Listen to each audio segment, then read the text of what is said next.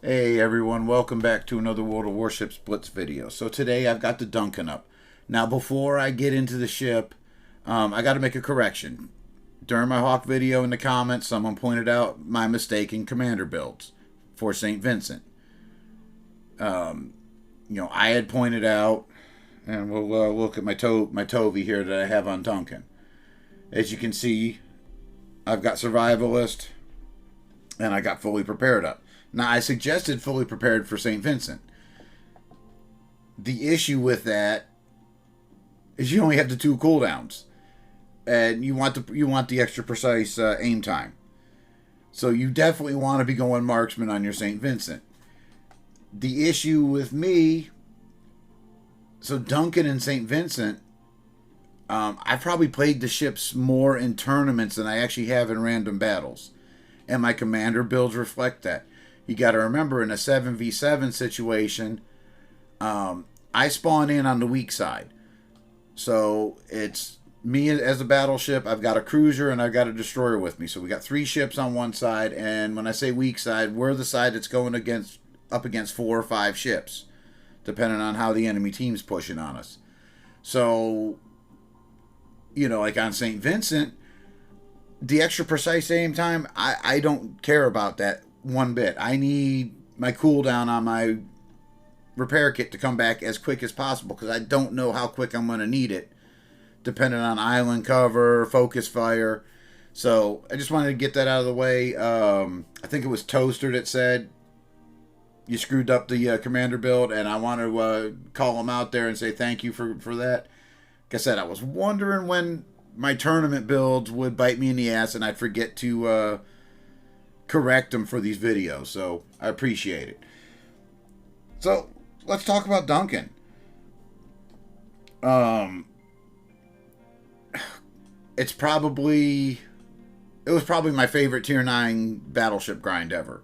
Lepanto being a very close second. God, this ship was so good to play. Now, let's just get into it real quick. Elite ship bonus. This is a ship, guys. When I say skip one or do whatever with a ship, this is one you might want to consider eliting out all the way and enjoying in rank battles and such. It's a great ship. So I went elite gun operator for my elite ship bonus. Get that reload time down just a little extra traverse speed on your main guns. Now, I'm going to apologize, guys. I don't know what the industrial camouflage. I don't remember what the industrial camouflage gives for added bonuses. I didn't have the opportunity to get them. I couldn't afford them, so I ended up just for Rule of the Waves. I was able to get the historical camo, and it's nice. Hit points always great. The extra main battery firing range is fantastic. Issue with this one is the secondary battery firing range and the torpedo range. If the industrial's got main gun dispersion, that's the one to go with, because you want firing range on your main battery and you want the extra dispersion. Obviously, this is your first ship with the super heal in the line. You get the 75% more from your repair kits. So the thing with that is you've got to manage your repair kit use a little bit different. So in a spot where on a normal ship with 3 heals, early in the match I'm down to about 3/4 health, I'll pop the heal to keep myself as close to max as possible. This one you want to wait, at least until you're somewhere around half your hit points are gone before you even think about popping your first heal. You got 4 engine accelerator 2s. It's probably too many for this ship. And, you get the defensive AA. Look at the stats on her. Just right here, I've got 56,500 hit points. Nice. You're not very well armored with this thing. You guys got to keep that in mind. And protect yourself against let me just get this picture up real quick. You know, you don't want to expose the back end of the ship if you can avoid it. You know, I'm not going to sit there and tell you, you want to open water and bow tank with these ships. That's not really, in my opinion, what they're great at. Anyways, we'll get back to, you know, she's a fast ship. Turn time could be a little bit better, and you could build into that. These 419s, they're pretty damn punchy with the AP. You got just over 20-second reload, a little over 14 kilometers in range. The turret traverse is a little bit slow for your, I guess that would be your C turret, the one that's sitting behind the superstructure here. That's your only issue. You just keep that in mind as you're playing along with the ship. You know where that turret is. You want to give it. You want to think ahead a little bit. Is what I'm saying. When you're shooting at somebody on say your left side, you got all the guns there, and you know either that person's going to go dark behind an island or is going to be killed, and you're not going to get a shot over it. You want to start switching the guns to the right as quick as possible. So just think about that as you're playing it. The secondaries are pretty decent on this ship. You can see with the camouflage, I've got a almost 7-kilometer range in the secondaries. They got a decent arc on them. You know, I think the dispersion's a little bit better than Hawks, so you can actually hit a destroyer with them here and there.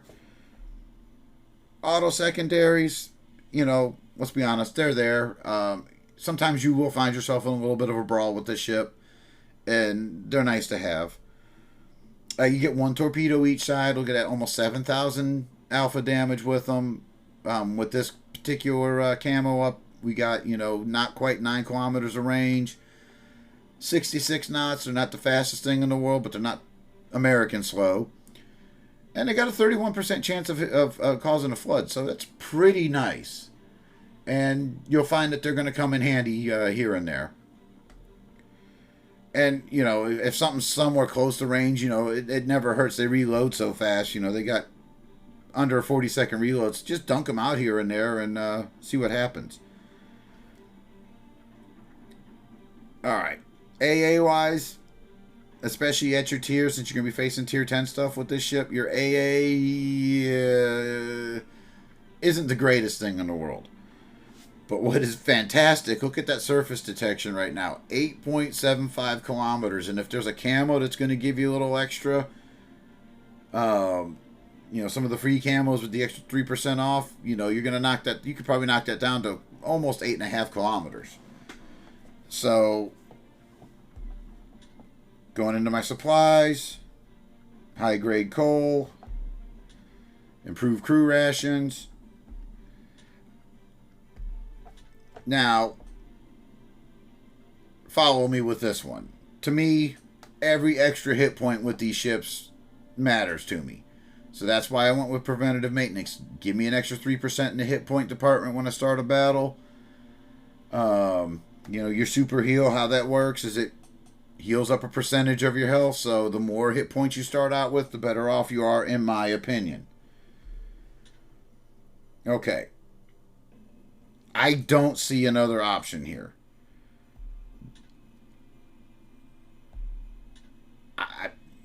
I don't know about this one. I always worry, and maybe maybe I'm a little too nervous about this.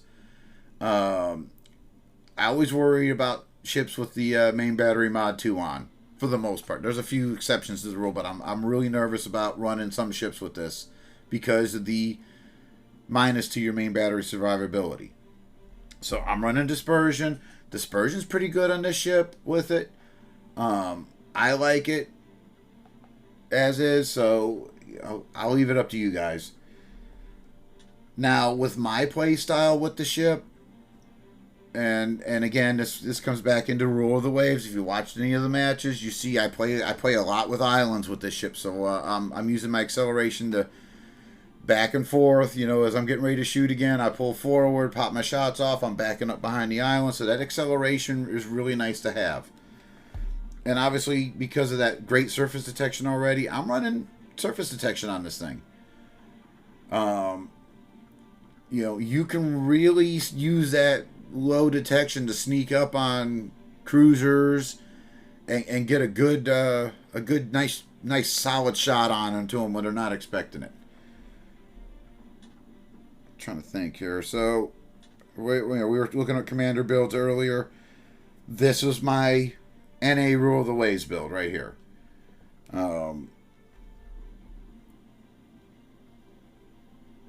Take a little less damage from torpedoes. I didn't run this, which sometimes I normally would. I didn't run this because I had people detecting torpedoes early for me. I didn't need it. I went with this just in case, so I didn't have to blow a damage control kit if I, lost a couple secondaries, and I might need them back at some point because I'm going to get in brawling range with somebody. So I just did this one just to get the cooldown to the repair times a little bit faster on them. Obviously, the way I'm playing this one, I'm going to try to keep my hit points as max as possible. So I was running Artillery Maintenance Expert to get better dispersion and a little bit better main battery traverse. Running Victorious Charge. Anything I can do to get more hit points back. That's why I'm running Survivalist on this guy. Now, if you're leveling up, say, Beatty or Nelson or Jellicoe, anybody that's got some other stuff you're going to build, just maybe probably a little bit different. But like I said, this is my tournament build. Again, anything I could do to get extra hit points. Run Generalist. And like I talked about early on, I need that cooldown on my repair kit. I need that available as soon as possible. So that's why I'm running that. Not that it makes any other difference on this ship because you don't have precise aim. But like I said, if you're building towards the St. Vincent, you're going to want marksmen. So keep that in mind. This one, this is a ship where Adrenaline Rush would be super powerful. You're working on, you've got a heal sitting in your back pocket. You get down to 25% of your max hit points. You proc Adrenaline Rush. You get that extra reload time, that reload time boost on your main battery. It's fantastic. Maybe get a couple 2 shells or salvos off, pop that heal, get yourself back out of that threshold. With Tovey here, Demolition Expert Plus is, it's a no-brainer. You're going to want that. I took Honor Seeker if I get a medal. I could have taken compartment maintenance, but again, due to my situation, I never really stressed torpedoes in a tournament. On a 7v7 one anyways. I really never stressed it because I had advanced scouting for them. Tovey, APCS Plus, obviously there's no other way to go with this commander. And because your armor's not that great, I stayed away from Horizontal Protection Expert. I stayed away from it, and I took Citadel Strike just because. A little extra damage, especially in a tournament, could be huge. So I'm trying to think, is there anything else I really need to go over with this particular ship? We talked about all that. So I think we're good here. So let me see if I can find you guys a gameplay or two to go with, and hope you enjoy it. Alright, Montana, Vermont, Double Iowa, San Martin, a Buffalo, and an Udaloy on fault line domination. This has potential.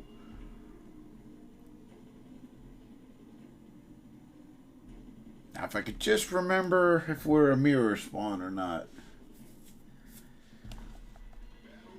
Got a lot going on, and I haven't been playing as much as I used to, so I'm having trouble remembering some of these maps where people are spawning. Alright, so I'm going to back our Hindenburg up first and foremost. We've got very good detection on this ship, but I don't want to rush into something and expose myself unnecessarily.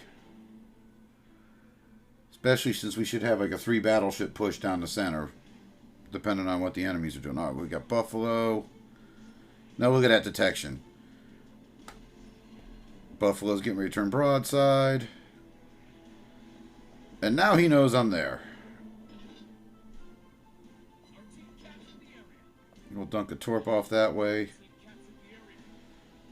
Oh, we got Iowa over here. This is beautiful. That means the destroyer should be on the other side.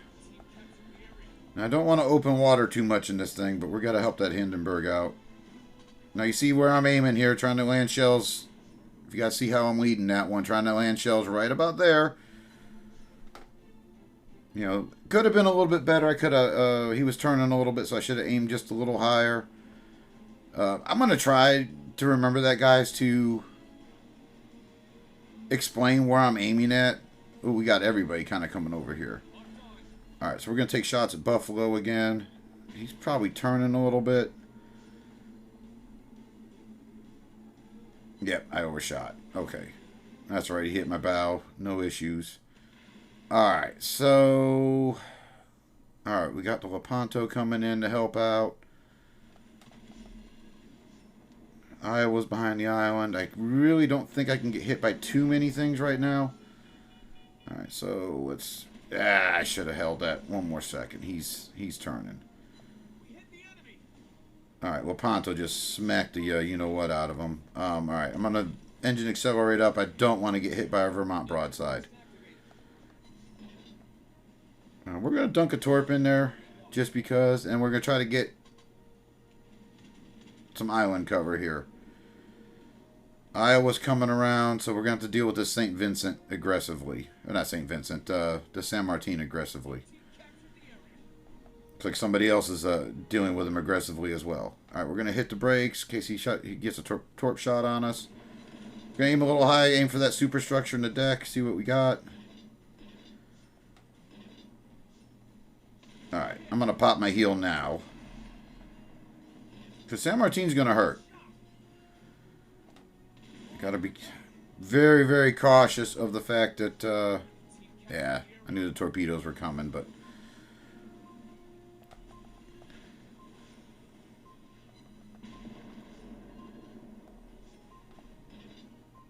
Speaking of torpedoes, can I get that on off and get around the island?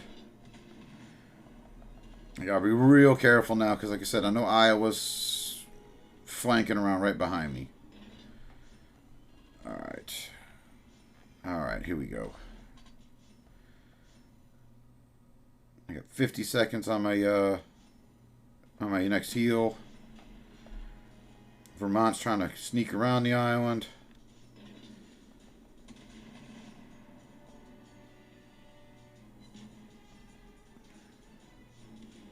Going to back up a little bit and then start moving forward again here. This is going to hurt. Not that bad. Great.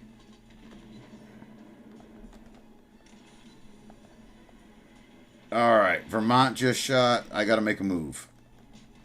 So we're going to engine boost up and we're going to try to get this Montana. 10 seconds on my heel. I don't know if I'm going to make it, guys. 5... Big hit on Montana. Get the heel off. I'm going to damage con that. I got the torp hit in. Oh, yep, that's it.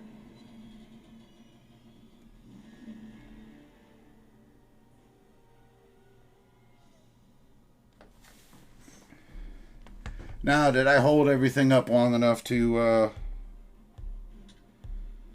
for my team to win this for us? Alright, Monty's down. The Udaloy could be a problem for my battleships. Yeah, Lepanto's going down. Conqueror. Oh, we just lost the Ibuki.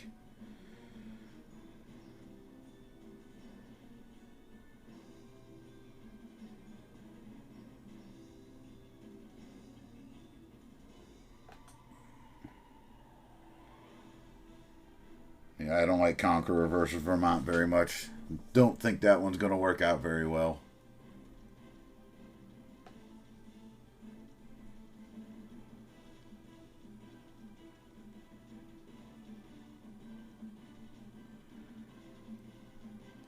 holding 2 caps, but that Conqueror can't, it can't deal with that much firepower.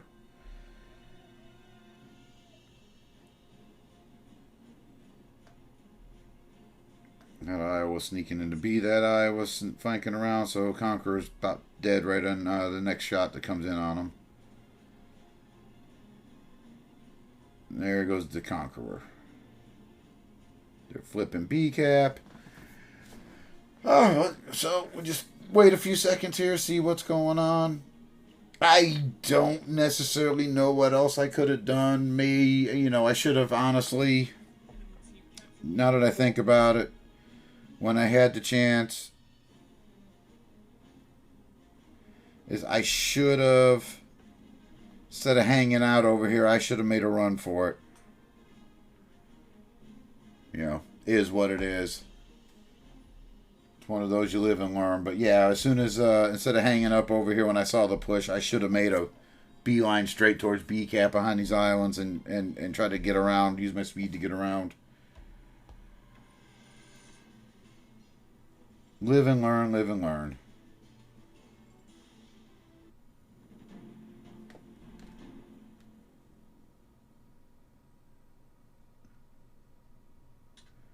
Let's see where we ended up here. Huh.